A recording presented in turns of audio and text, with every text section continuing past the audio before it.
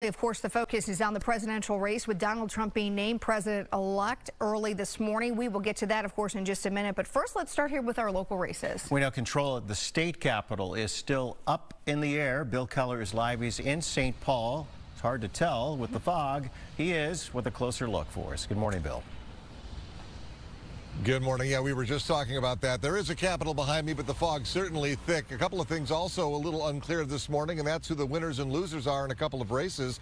Despite the red wave nationally, when state lawmakers return here in January, the DFL will continue to hold that narrow majority in this Minnesota Senate, but state reps will have to start working on their art of compromise with election results pointing to a possible tie in the House. Get this, going into Election Day, the balance of power was so narrow that Republicans only needed to flip 4 seats to take control of the Minnesota House. All 134 seats were up for grabs, and of the 5 open seats, all but 1 were filled by Republicans. But this morning, party leaders, they've got different ideas about who won the night. In a statement, House Minority Leader Lisa DeMuth said tonight House representatives broke Democrat trifecta and restored balance to Minnesota.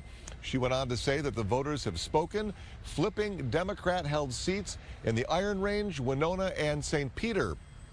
But Minnesota Speaker Melissa Hortman, she said based on current results, control of the Minnesota House of Representatives is too close to call, adding that it's important to be patient while we wait for results to be finalized. In fact, we always hear the expression about every vote counts. That could not be more true in places like Shakopee and St. Cloud. The race in House District 54 up in Stearns County, DFL incumbent Dan Wolgamott, he won that race, but by the narrowest of margins. He beat out his Republican Sue Eck by just 28 votes, and we're now learning that in Shakopee, Brad Tapke holds just a 13-vote lead in his race, both likely triggering automatic recounts.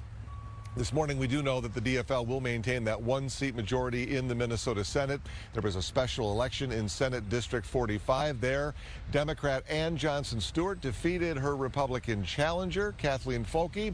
The margin less than 5% of the vote. And with Kamala Harris now losing her bid for the White House, it is back to his day job for Governor Walz. Kelly and Tom, when he returns to St. Paul, if there is in fact a tie in the Minnesota House, 67-67, it would be the first time in 46 years that both political parties were right down, evenly split down the middle. Back to you. Incredible. It'll be interesting to watch for sure. All right, Bill, thank you. Thank you.